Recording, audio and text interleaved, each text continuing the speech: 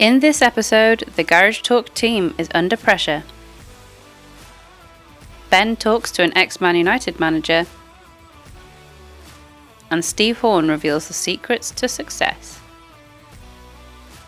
But we start with Vicky questioning Ben. Oh, well, I'm Vicky, so why would I be saying that? So, Ben. Vicky. We're only a few days away from the 24-hour Radiothon. How are you feeling? Excitedly nervous, shall I say? Excitedly nervous. What are you excited about? Excited about the day, the amount of people that are coming in, the coverage it's going to get for the charity, which obviously is the key, and the fact that we are going to raise £5,000 or more without a doubt. You're confident? I am. You're confident. We got money coming in before the show, and obviously you raise the most on the show. So yeah, I'm looking forward to the interactiveness, the fact that people are going to hear all about the garage industry as well, because we're going to be talking really, the industry up as a whole. So really excited. You mentioned the charity there. Do you want to say what you're doing? What's it for? It's for Ben, not for me. It's for Ben, the benevolent fund for the automotive industry charity, and it's important because garage owners, obviously, are our bread and butter there, who watch and take in our content, and a lot of them do work on their own.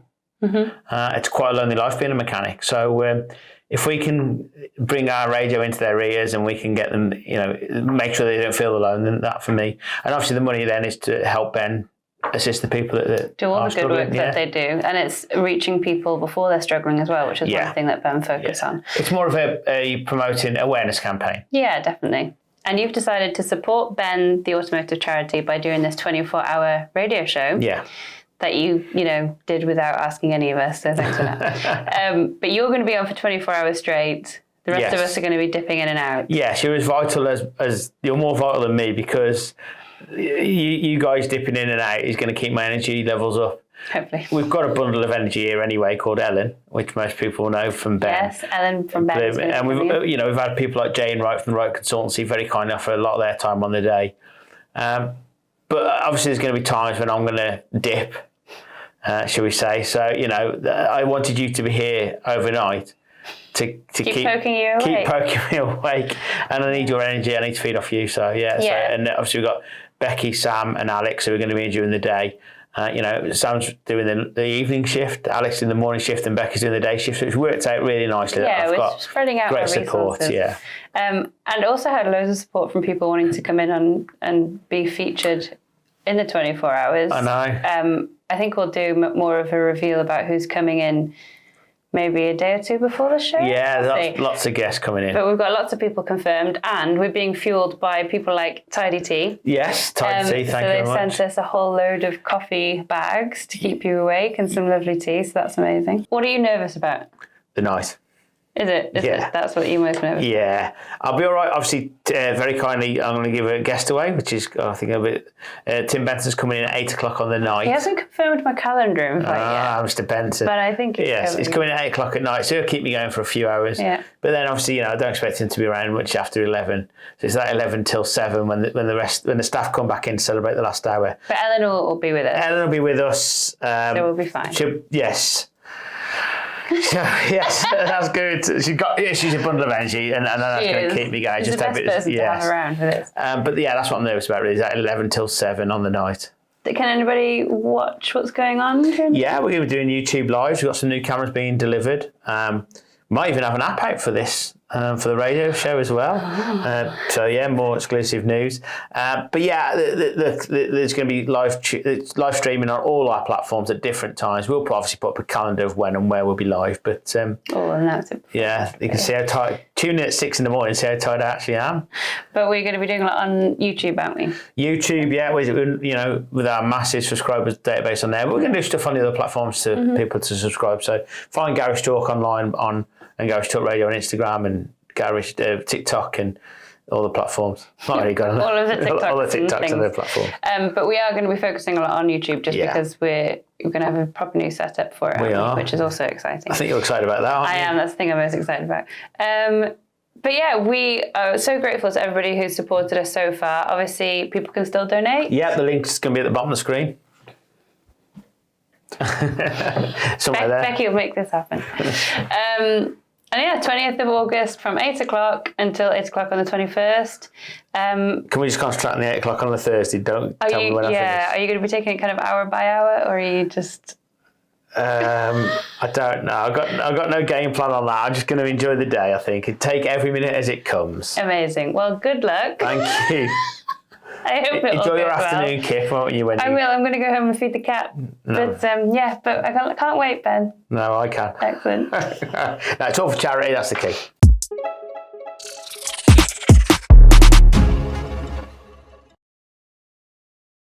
What are we going to do today, George? Well, we're going to have a look at Hella wheel speed sensors. Oh, great. Now, as I understand, you're going to do the practical part later on. And you're going to do a bit of theory? I am. So I suggest you go off to the workshop and get ready, and I'll go and get the presentation ready. All right. So, while George is getting everything ready in the workshop, we're going to do a little bit of the theory, all about, obviously, the wheel speed sensors, and obviously this is a Hella Tech World production. When we talk about wheel speed sensors, then we're looking at the wheel speed sensor, as you can see here, from Hella, which is in the safety category of the Hella product offer, for various and obvious reasons. We need to look at the anti-lock braking system to find out where our wheel speed sensors are. And here they are, the wheel speed sensors. And they're a critical sensor, obviously, because they inform not only the ABS unit, but also other systems and control units on the vehicle about the rotation of the wheels, which, as we all know, can differ depending on things like ESP, traction control systems, automatic or advanced cruise control systems, and those sort of things. So it's not only for the ABS systems, however, that's for what they were developed. We need to look at the different types, because obviously vehicles advance in technology, and obviously the sensors do as well. So that's why we need to look at the various types. And these are inductive passive, inductive active, and also Hall effect. And we'll look at those ones in turn. When we talk about operating principles about the inductive passive, then this is what we can see. The sensor does not have a supply voltage, so it's simply working on inductive principle. It has a magnetic core, as you can see here, and that will generate alternating current due to the fact of the rotating wheel, or sensor ring as we call it. Now, the gap that you see at A is very critical for this type of sensor, due to the fact that the signal will increase the closer we get, but obviously the closer we get, then the more risk of damage to the sensor we have. And obviously, conversely, moving away, i.e. increasing the gap, that will weaken the signal until it comes down to no signal at all. And as you can see here, this is the signal that it generates. It generates a AC wave, so we've got either side of the 0, plus and minus, so alternating current, and this is then interpreted by the control unit as to the speed, which is dedicated to the frequency of the signal itself. The control unit has then obviously a way of recognizing what is a plausible signal and what is not. So we get back to our gap here and say, okay, that gap has got to be a certain distance from our sensor ring. This is usually predetermined, and usually there are certain ways that the sensor is fitted so that this gap is always maintained. We talk then about inductive active, which is sometimes known as a DC pulse. Now, this sensor is supplied with 5 volts from the ABS control unit, and as you can see, it's mounted here. There are various ways that this can be mounted, and as you can see here, we've got what we call a multi-pole ring. And this produces a square wave, which is much easier for the control unit to interpret and derive the speed of the sensor ring, which is consequently the speed of our wheel. And you can see here the sensor ring. Okay? So this is an inductive active sensor. Looking at Hall effect, again, the operating principles.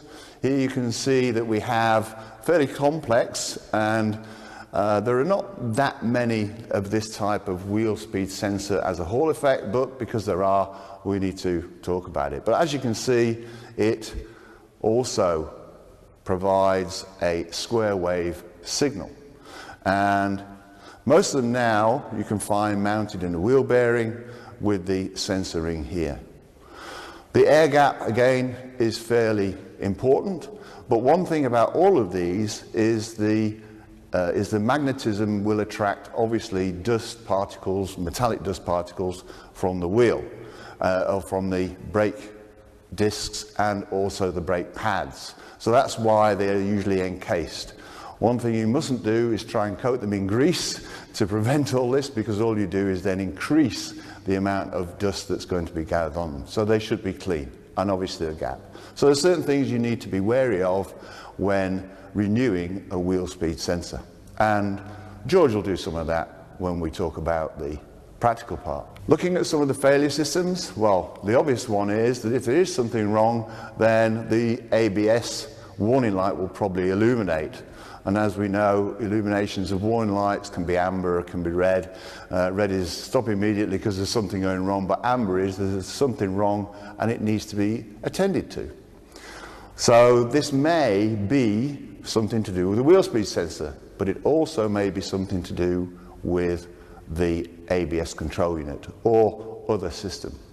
So we then need to do some diagnostics, and again, we'll do this when we talk about the practical part. The main failure of one of these symptoms is that it becomes intermittent, where we have what we call incorrect regulation of the ABS, where you can get juddering of the brake pedal or the wheel stops and starts, that sort of thing.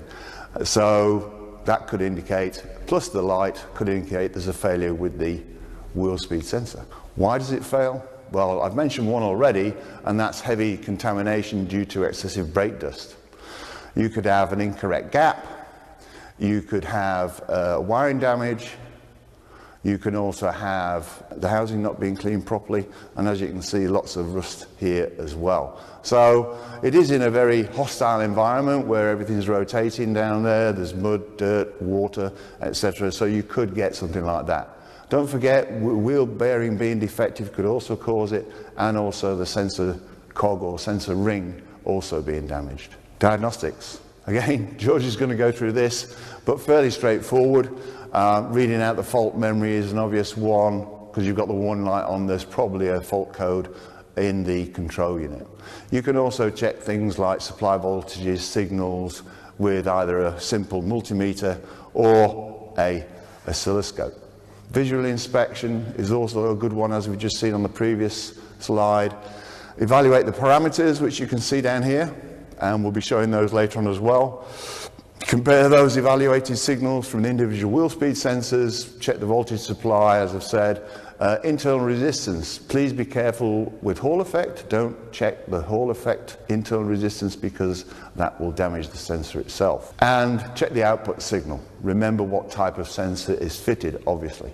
Just to activate our Hello Tech World, there we go. Finger magic is working again, and we'll simply just scroll up a little bit, and you can see here a lot of the information that I've been talking about, but in much more detail and much more explanation. We've got the symptoms, cause of failure, and some reliable diagnostics, and also here changing the ABS sensor, checking it, and so on and so forth. Thank you very much for your attention in this theoretical part of our training video. We did mention about practical, so we're going to go over and see what George is doing in the workshop. And welcome to the practical training of the wheel speed sensor of Hella. But first of all, I would like to introduce you to my colleague, Ralph. He is our Hella Tech World technician, and Ralph will be doing all of the practical work on the vehicle today, doing the troubleshooting on the wheel speed sensor. First of all, what we'd like to do today is read out the fault codes as you would normally do, have a look at the fault codes, and then we'll take a look and see what they mean. Then we'll troubleshoot using the parameters that are available in the Megamax. We need to use the oscilloscope and have a look at the proposed solutions that are in the diagnostic tool. But first of all, let's go to the Megamax and have a look. What is the problem with this vehicle? The customer has brought his vehicle in and he's complained about a mill light and the instrument panel, saying there's a problem with the ABS. So we need to have a look and see what's the problem with this mill light. But first of all, what we need to do is to connect a battery charger to the vehicle to make sure that the battery doesn't run empty on us. We connect the VCI to the vehicle, and then we turn on the ignition to make sure we have a communication with our diagnostic tool.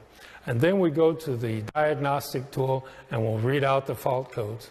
So we have a Volkswagen we've already pre-selected, so now we will pick the Volkswagen.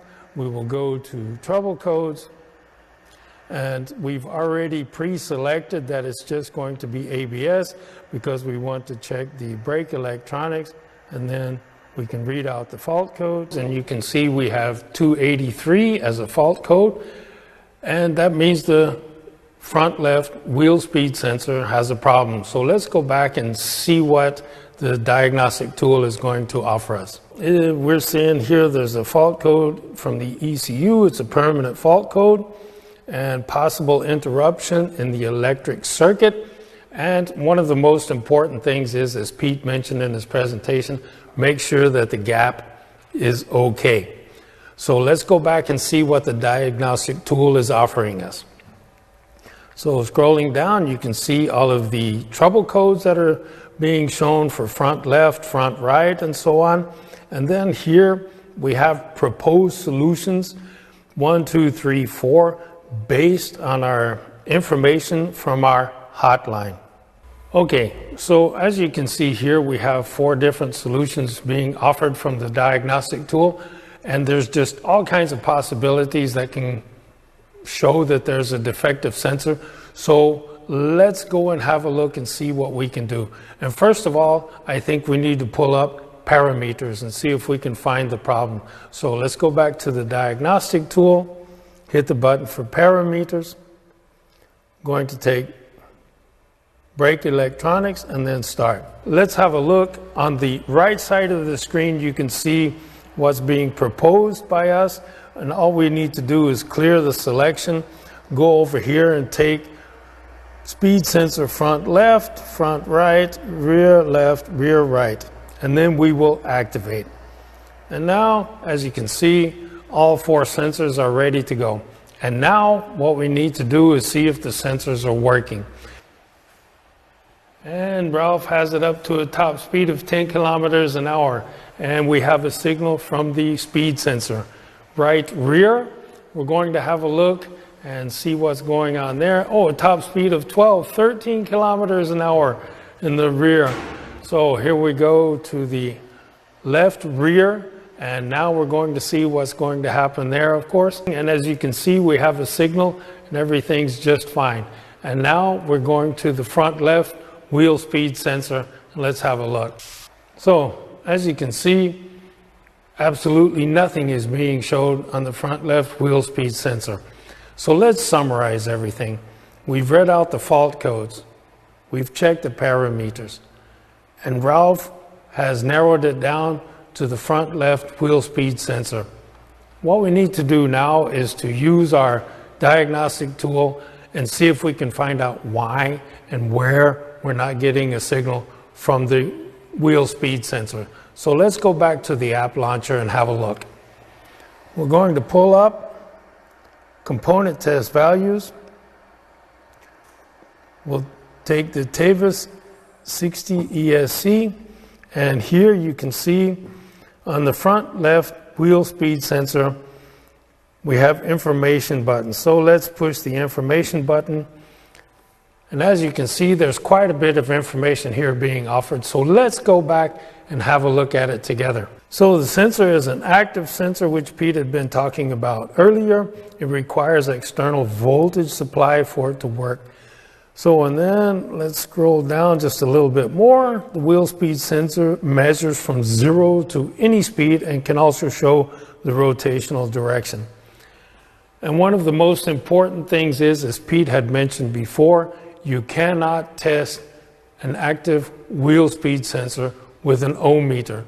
So please do be careful. So let's go to the app launcher and have a look at the wiring diagrams. And as you can see, we have the front left wheel speed sensor already picked out. And now let's look at it a little more in detail. So you can see on the wheel speed sensor itself, pin 3 and 4, they send a signal to the ECU on pins 45 and 46. So now let's go back to the app launcher and pull up the oscilloscope. Now let's go and pick channel 2 that we've got our wires hooked up to and hit the button. Okay, so now we're going to start the measurement so Ralph can check the plug or the connection of the wheel speed sensor. Now you can see the oscilloscope, and now let's have a look. Ralph will pull the plug. Now all we need to do is start the oscilloscope so that Ralph can measure the signal going to the wheel speed sensor. So let's hit the start button.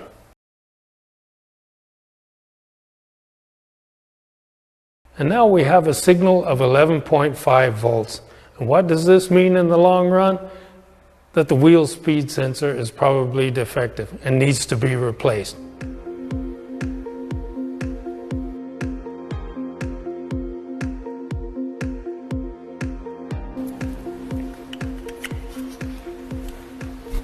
Okay, George, finished. Now we need to check out and see if the wheel speed sensor has been repaired. So let's go to parameters and have a look and see what happens.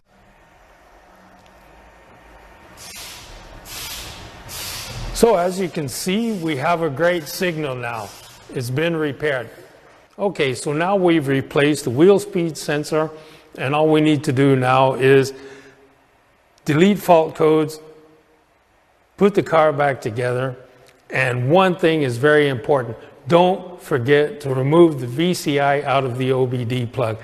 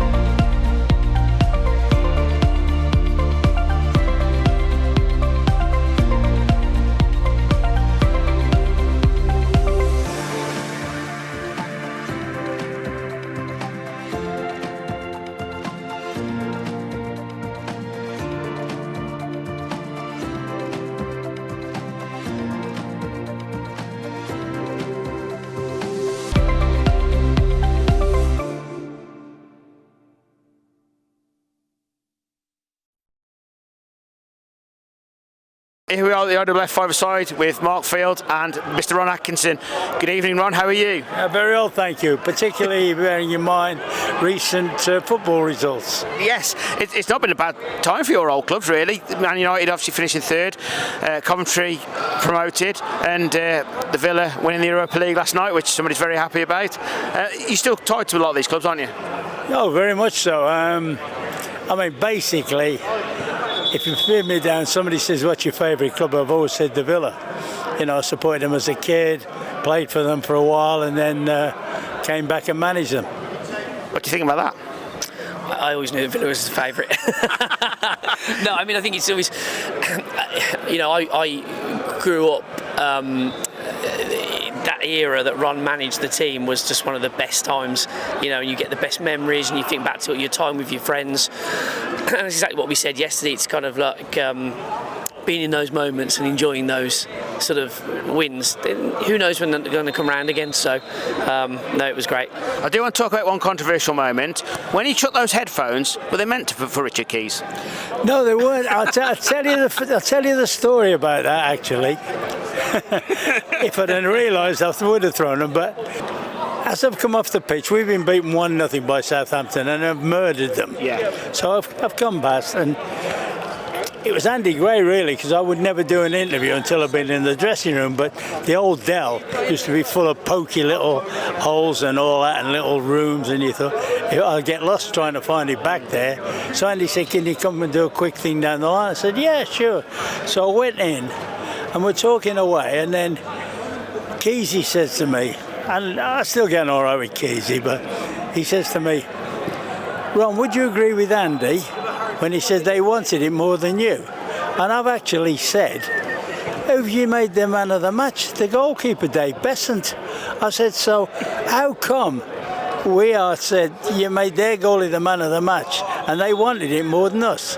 They scored in the first minute, but a lad that's only ever scored one goal in his life. I think it was Jason Dodd or somebody like that. I said, they just hung on. I said, but no way in the world will I criticise our boys tonight because they've done well. Anyway, and I got these headphones on, and what I've done, I've actually lobbed them to a lad. I've just done that, and everybody, I've walked into the main, I hadn't a clue, so I've walked into the main lounge, and it's full of people, and they all start clapping and all that. I'm going, what's going on here, like, you know? And then I've gone, and they said, whoa, when you slung there. I said, what are you talking about? I hadn't realised. Anyway, next day Andy rings me up. And by the way, when I'm listening to the interview Keys is doing, I don't hear Andy's voice at all. So he rings me up next day. He said, I've had a right go at Keys today. This is Andy. He said, you know, I never said a word. I said, no, you didn't. In fact, I didn't even know you were there, actually. You had so little impact. But it wasn't a Kevin Keegan moment. I've just gone, you play with your silly games or something like that. But I've actually lobbed the headphones, not to Keysy. I've lobbed them at, can't think of the kid's name who used to do the on-field interviews and all that. And it was a gentle sort of one of them. I didn't, because he wouldn't be in there if I slung him at him. Like, you know. But I think you went, sorry, I thought that was the key, yeah. Oh, but when I did that, everybody thought I'd step forward to chin him. Brilliant. I didn't know anything about it until later on. I'm going, well, what are you talking about? And Ron, he's a big fan of the aftermarket. Tell him about your car, Ron. I was promised my dad that when I was sensible, I'd buy a sensible car. And I've now got, what do you call it? Is it Tucson? Tucson, yeah, it's a Tucson, yeah. I've got a Tucson, and my mates all say to me, what are you doing now driving a third world car? And I go, you know what? It's got 4 wheels on, it's got a steering wheel, it's got every modern extra you can think of, and it does brilliantly, you know. And they go, well, what about if you want to go on a long journey? I said, well, I'll get one of you to take me. Brilliant. And of course, I mean, obviously you're here supporting the aftermarket. We're all very appreciative of it. But you're here to present the trophies today, and obviously just show that, you know, the cars are important to everybody, aren't they? I tell you what, I was a young player then. I was at the Villa, funny enough. When I bought my first car, I paid 34 quid for it. And it was an old Ford Popular or something. And it was in the days the Suez crisis was on. Okay. So it was similar. And we had ratchet petrol coupons. So we've gone along one day to see a place in Ward End, a garage, and they're selling something called TVR or something as a substitute for petrol. So we bought some of this stuff, put it in my car. I'm driving down through Alum Rock, and there's sparks shooting out. We hadn't a clue what we were doing.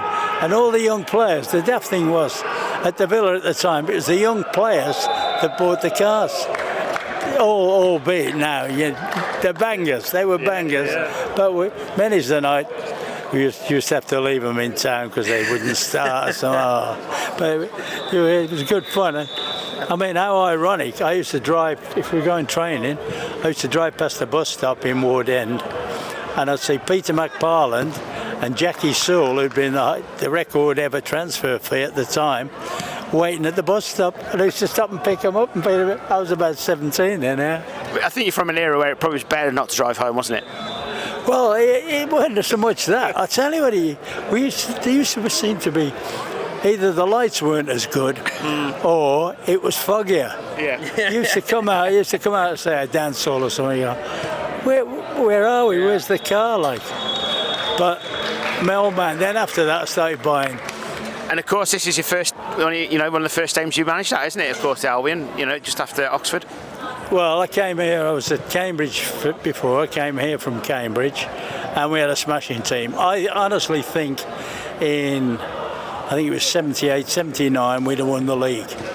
But then the big freeze up happened. We were top of what is now the Premier, top of the First Division, and we didn't play again for a month. We went top in the middle of January, didn't play again till the end of February, and our first game was at Anfield. Right. Who had been playing, they'd still been playing. And we had to play, I think we had to play something like in the last part of the last month or so, we had to play something like 11 games in about 25 days, with including the European trip to Yugoslavia, with a very limited squad. When I say limited, in numbers, we only used to carry like 14 players, and then you put kids in at the reserves and that. Because this is the highest above sea level ground in the UK, correct? Yeah. I'm assuming this would get pretty frosty. The best performance I've ever seen from one of my teams was on this pitch with it being covered in frost. It wouldn't have entertained playing it today. Yeah. We've just gone top of the league. We beat Man United over Christmas. We beat Arsenal at Highbury. We beat Man United 5 at Old Trafford. We beat somebody else, and we're now going to play Bristol City here on New Year's Day. And the pitch was honestly. So we're warming up down that end of the pitch. We're warming up down there. I'm watching the boys, and Tony Brown, the refs, their manager wants it off. The ref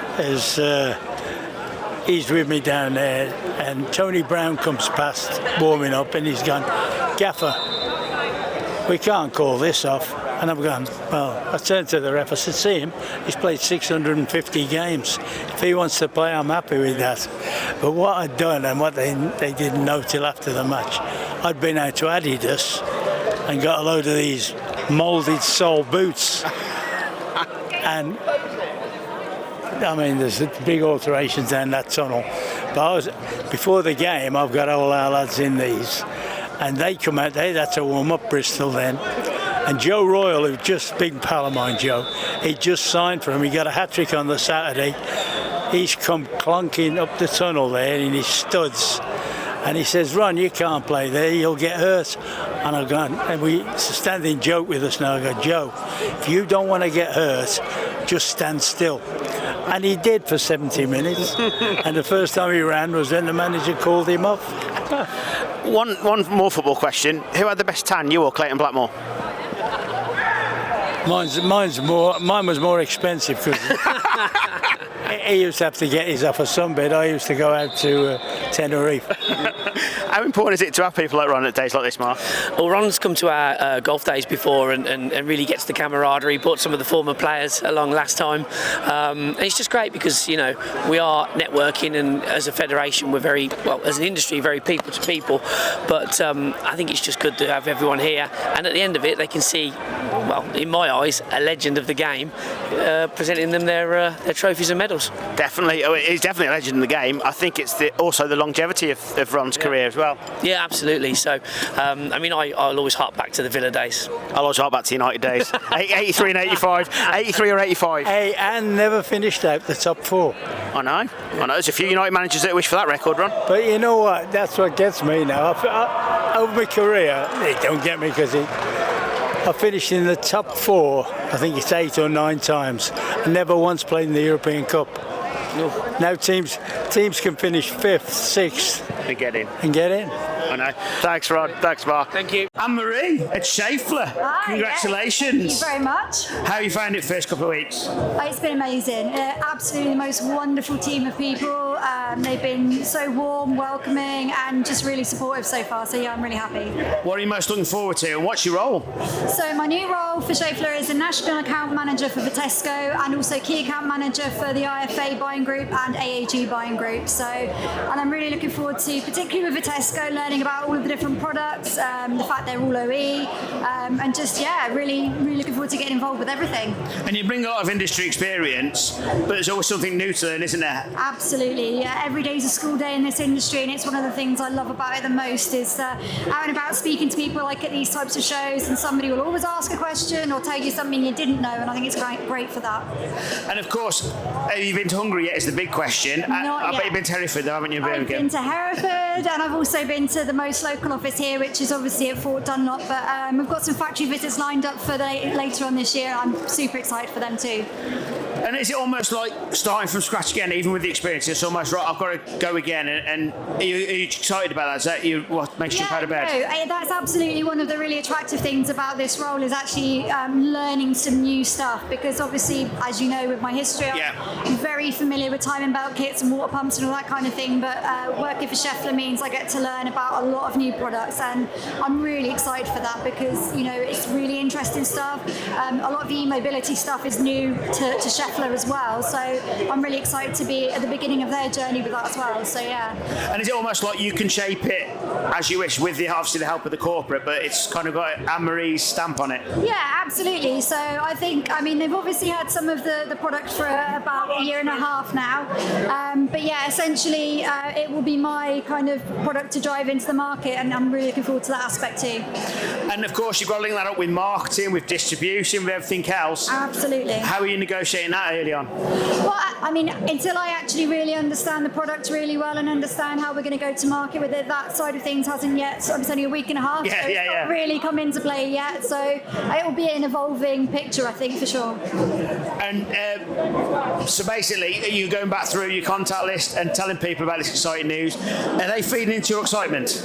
Yeah, absolutely. When I've been talking to, obviously, as you say, contacts and customers that I've known for a long time and explaining, obviously, the product group, they're like, give me a ring when you're up to speed, and we'll have a good chat about it. So I'm really looking forward to that. So you've got till tomorrow to get up to speed, Friday? Pretty much. You know what Matt Selby's like, so it's let's get going. So are you teaching Matt, or is Matt teaching you? I think it's a collaboration. A collaboration. Absolutely. Most importantly, have you met the dog? I have met Scotty the Schaeffler dog, and I'm interested to see how my sausage dog would react to him. So I don't think he'd like him very much, but yeah. Schaeffler versus the sausage dog. Yeah. I reckon it'd be an interesting face-off. I reckon we could film that. That'd be good. Absolutely. All the best in your new role. Thanks It's great so seeing much. the industry still. Thank you. And thanks for your time.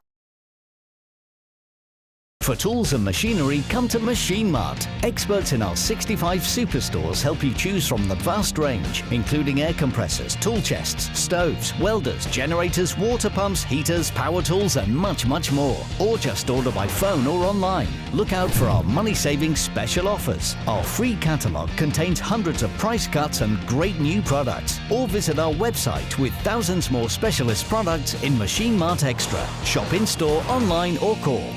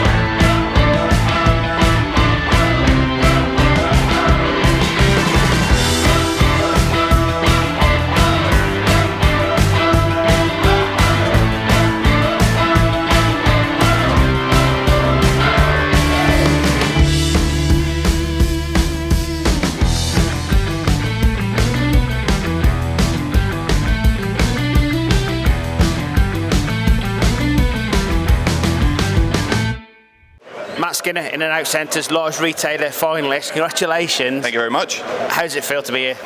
I'm really proud to be here. Everyone's been telling me how good it was. I got the highest qualifying score. So the pressure's on today. Yeah. It is under pressure for you? It is under pressure, yeah. Yeah, that's exactly it.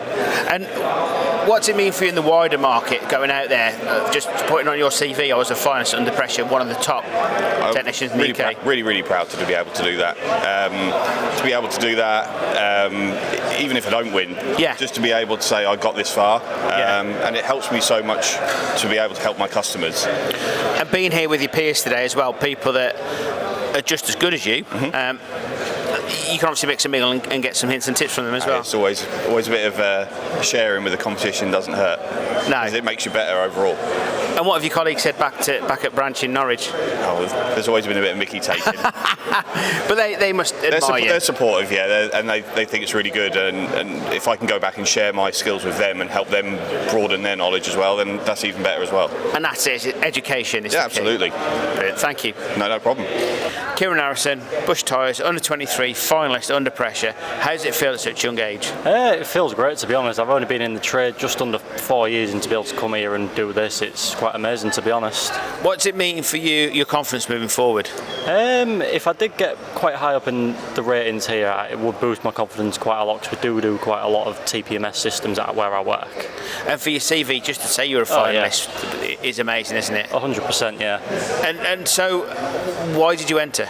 It got sent through as an email, through the company email, and we just thought, why not, we'll try it. 'Cause no one from our depot had ever done it, so we just thought, we'll try it. And would you encourage anybody to enter and give it a go? Definitely so, yeah. It's definitely a good day out, good set of people, and it's just an all-round good day. And I've noticed you're talking to a lot of your peers. Yes. Are you learning from other people as well?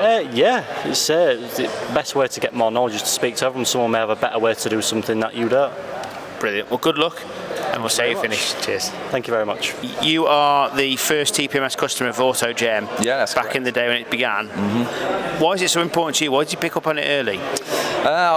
It was something quite unknown at the time. It was mainly off drag resistance on BMWs and things like that, running off the ABS system. So it was quite new technology, and I think we just wanted to get ahead of the game as such, because obviously it grew to be what it is now, a very big opportunity for everyone to basically learn a bit more about the vehicles, especially how electronic they are as well now. Everything's advancing so quickly. So you were actually educating people on TPMS before the rest of the market educated? I try to, yeah, I try my best. And where did that put your company? Did that put you in good stead for the future? Well, we found there's not many garages around our area who was taking on tyre pressure monitoring systems, so they would actually be referring work to us, which was great for us at the time. And the more knowledge you have of vehicles, the more comfortable a customer feels in your garage. And of course, you're under pressure today. I am indeed. You're a contestant, the small retailer category. Mm-hmm. How often do you enter under pressure, and how important is it to the garage as a whole for people to be recognised? Well, this is my first time. Okay. Probably won't be my last now. I feel a bit more comfortable. It can be quite daunting, but with the knowledge I've been provided over the years, I feel quite comfortable in what I'm doing. Ben Smith from Auto 3i here at Under Pressure. Why are Auto 3 so into Under Pressure? Well, I mean, we work providing software to independent workshops, national fast fits across the UK. So working and supporting this kind of event where it's the kind of customers that we're dealing with on a daily basis, supporting them to create awareness around vehicle safety is something I'm personally very passionate about. So I think TPMS is such a big important part of vehicles these days. Even more than ever. More than ever. I think I was with some customers yesterday actually, and I think they said pretty much every vehicle that comes into the workshop now has TPMS. You know, 5-6 year old vehicles, the batteries are always going on them. So I think it's really relevant, creating a bit of awareness for consumers about tyre safety and the importance of TPMS. And for the wider market, because obviously it's a lovely day here at Pirelli, but for the wider market, it's recognised this, isn't it, this competition? It is. I mean, the prestige of what Prashant and AutoGem have built here is fantastic. I think they're really stepping up and raising the bar in terms of, as a supplier to the market, to the industry, creating their own event that brings together so many businesses. I mean, you look around this room and you've got national fast fits from all over the country. You've got of their best technicians. Everybody knows each other. Everybody's getting together. It's sort of non-competitive. It's just a really good vibe. Really stepping the bar up, and it's a fantastic event. I'm happy to be part of this. So Nigel Winfield of Pirelli, you've put on this amazing event today. Pirelli's known for F1, but this is just as important, isn't it? Of course it is, yeah. I mean, this is paramount for the customer. Safety is paramount. We do all this work trying to produce tyres that are safe there on the road. Safety is our most important aspect of it. Obviously, performance is great, but safety is just equally important. And also, having an event like this with the TPMS is just paramount that technicians out there can give that customer that safe feeling that the wheels and tyres being looked after and giving the optimum performance for that wheel and tyre unit that's out there. And I know that you've put a lot into the performance centre itself. How proud do you feel today? Oh, this is great. You can see it here. We've got so many of our Pirelli's customers here, as well as obviously people with AutoGem with the under pressure. And it's great that the people out there that's in the workshops are actually recognised for some of the really hard work that they put out there. And it's just great for me to see. I train a lot of people within the field, and it's just great to see these people here out there today attending Gear in Burn-on-Trent. Does F1 feed down into passenger cars, or does passenger cars feed up to F1, or is it a bit of both? I would like to say F1 is a very expensive area to get into. But the technology that's used in there, please be assured that feeds back down into the R&D, the people out there, the compounds, the actual constructions of the tyres. It's very, very important. You know, it's the pinnacle of motorsport. The tyres are stressed to their optimum, and that passes down into the safety aspect. And that R&D that we put in there is very, very expensive. I think something like 10% of our workforce work within R&D themselves. Obviously in motorsport, but also on car tyres, and we try and feed all that what we learn from that experience into the standard road users cars, giving a great tyre, giving optimum performance in driving and pleasure, but also safety, which is also very key. Which also the TPMS element is very important too. Dave Crane, Jet Wheel Tyre, massive support of Under Pressure. Why do you support this event? We've been doing this for a number of years. I was going to say we've done the TPMS event since it started, and it's really good for the techs. I think it also teaches them something. Even the guys that don't win, I put lots of them through to the competition, so they learn something as they're competing. And I think that's the thing, isn't it? Is that we see many competitions, many events in this industry, but this one actually goes towards performance reviews, and I think that says a lot and holds it in good stead. Absolutely, the guys can tick this off on their sheet once they've done the online training and they've entered the competition. That means a lot to us that they've tried and they've gone above and beyond. And of course, for Jet Wheelers, of course, it gives the customers confidence that you actually, because standards are all around, but actually going to get whatever standard you can. It gives customers confidence that you're going to advise them correctly. Yeah, it's lovely to see the awards on the desktop, and the guys really can give the correct advice and actually repair the cars, which I'm sure a lot of garages can, but it's nice to have that backup to say we've done the training and we know how to do it. And it's all about customer confidence, consumer confidence, isn't it? Because I think when you're telling somebody that they can spend £20 on a tyre, it's going to last a month, or they can spend £80 on a tyre, it's going to last a year, it's selling that value, not the cost, isn't it? Because that's safer. Absolutely, and that's the same with the TPMS stems. We sell absolutely loads of those. It's not an easy sell because obviously the customer doesn't know what it is, and last time they came in with their old car, the valves were free, and this time obviously they cost money. But once you've explained it and you've showed them some backup and some research done by the TPMS guys and AutoGem, then it's much easier to explain to them why they need it. And what is the explanation? What's the easiest thing to tell a customer out there watching this? Well, they're designed to last the lifetime of a tyre, so when the tyre's change, the valve's got to be changed with it. Same as the old valves, but I'm afraid because it's a more complicated system, it comes with a cost. Prashant, we're at the end of Under Pressure 2026. What a day. How proud are you? Very proud. Team is amazing. They are a rock. I don't know how they organise it so well. They organise it all. I just sort of do announcements and things like that. That's my job.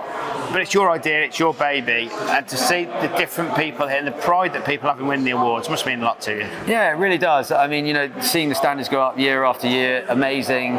Seeing so many people attend. I think we had 80 odd people here today. The top brass from Pirelli, some really large businesses. We had John Tagg here from Eden Tyres and Mr. Thank you so much. And Carmen, thank you. Yes, yeah. We'll be in touch. Okay, thank you, Carmen. Thank you. I guess you can see that people are enjoying being there and senior management arriving. And it's wonderful. You've included everybody in the awards you've just seen. Yes. You've obviously got your winners as well, but the fact they're a finalist means a massive difference. It's huge. I mean, we've got hundreds and hundreds and hundreds of people entering, so just to make the finals is a huge deal. And I know it might seem dramatic that we're making sure everyone has a prize, but they deserve it. Yeah. And not just a certificate, but to get something to go home with is lovely. They should be very proud. We've deliberately hardened up our certificates so they can stick them on the walls, because it is something to be proud of, no doubt about it. And on the hottest day of the year, everybody stayed around. That says a lot about the meaning of this competition. I think so, yeah. I mean, I'm surprised that I'm still standing. So if I'm still standing and I'm born in India, I mean, crikey, what's happening to everyone else? But yeah, it's been very, very hot today. Extra pressure for everyone, but I think they did amazing. From Garage Talk, congratulations on such an event. Thanks for making us part of it, and we'll see you next year. We'd love to invite you next year. Thanks so much for coming. What a pleasure.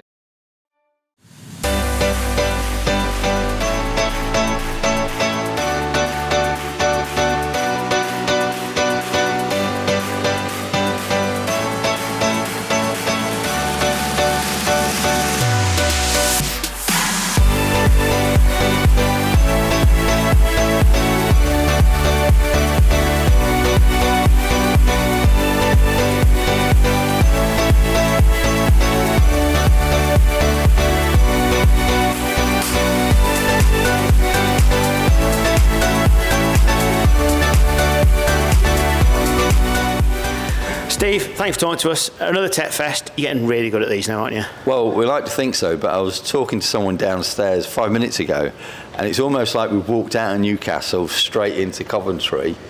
We're going to finish Coventry, and it's not long, and we're going to walk straight into Wembley again. But yeah, the team are getting really good at this now. Somebody just said to me, actually, the nice thing is, when you walk in, people in the orange, now famous orange tops, are actually saying, how are you, what can I do for you? Have you and Suckpal installed that into your staff? We're all about the customer, and we really want colleagues to come here, but it's here to integrate and interact with our customers, and we're here to serve. And this is about, and I've said this before, it's about giving back to customers. This isn't just saying come to a trade show. It's come to a trade show. It's a thank you from us for everything you've given us. There's some free food, free drink. I'm really pleased with things like the wellness centre we got now, the kids zone, having a special place for our service shore customers. But it is a thank you as much as giving them and helping them with education of what's going on in the industry. And that's always our two keys. It's education and entertainment. And actually, like you say, you're entertaining the kids, but for the actual garage owners and mechanics and technicians, there's a lot of education going on today. There's a huge amount of education, and why our suppliers support it so much is it's probably the best format they attend, that they get direct access to that customer.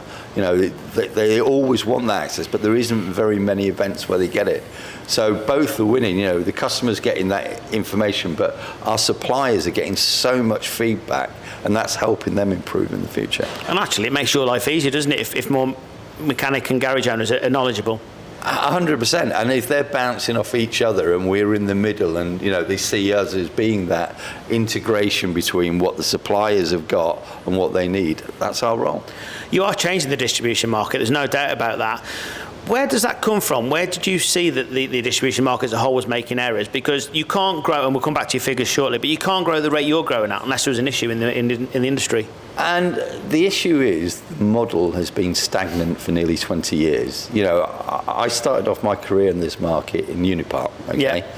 And I look how Unipart operated, and actually not a lot has changed, but the customer has. The customer demands have changed. And so all we've done is listen to what the customer wants and changed our proposition to meet their needs. And that's how we'll continue to do that and stay relevant. And I think that's why we're taking market share. You know, we're challenging everything that's going on in the industry and not accepting the status quo. And again, market share is obviously key, but you're not just taking market share, you're bringing new share to the market. And that's really important. And when you look out into the future, fleet is going to play a much bigger role in the aftermarket. You know, car ownership, 60% of new cars are sold into a fleet kind of environment. And so that is going to help change the market, and we want to lead that as well. So it is staying ahead of what's going on. Well, indeed, we've got Tim Godotti here today. We recently went to a Fleet Assist event. I think garage owners now have to look at different ways, and I think the fleet model is the perfect opportunity for people to change their garage I think so, and you know, there was always a bit of a stigma that it's low margin, hard work, but I think it's changing. You know, garages are changing their processes, the fleet companies are recognising the value, and more of that fleet business is now turning into the INT, which I think is great. Yeah, it is. But of course, they say fleet work is less profitable, but actually you can prioritise in your diary and get your diary more in order. So actually probably making more money for the time. And filling those periods where you weren't as busy as you are with the retail customers. So it keeps that volume going. And as I say, that's going to grow and the retail customers are going to decline because that's where car ownership's going. And as for distributors like yourself, that makes it easier for you to plan your stocks where they need to be, when they need to be, and then there is no hold up on that car being on the ramp.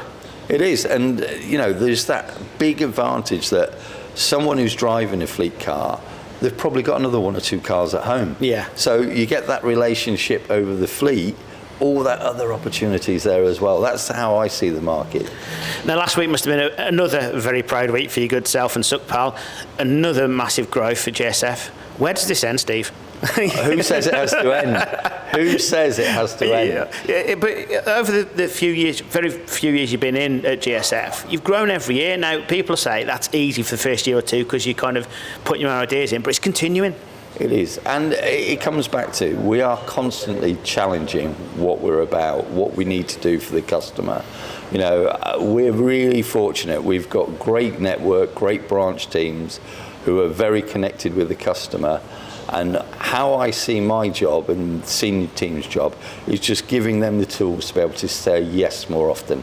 You know, I think we have the best relationships in the industry, best managers, and if I can give them the tools, that's how we'll keep feeding that growth.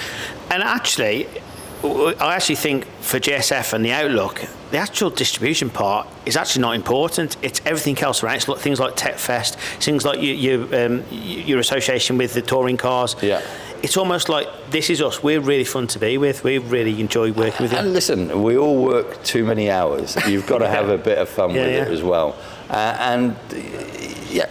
Why not? That is what we're about. You know, if you take yourself too seriously, and you know, our garage customers, the majority like to have a bit of banter. Yeah. It's one of the things I love about the industry. They don't take themselves too seriously and they want to have fun because they work bloody hard. They do. And, you know, we've got to mirror that, and I enjoy coming to work, so. Creates loyalty, doesn't it? And then all of a sudden, because you offer the service, because you offer things like Tech Fest, because you offer the fun, that buys their loyalty then, doesn't it? And then all of a sudden, price is not as important or speed's not as important because they know that you've got the back. Well, it's interesting. It buys their loyalty to an extent. Yes. But as you know, one of my mantras to my team is, we're only as good as our last order.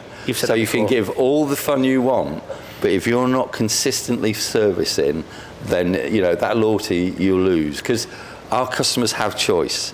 Yes, and there is. They are business people who are running a business. So if you don't support that business, then that fun comes further down. And that's okay at the customer level, but you also bring fun to your team.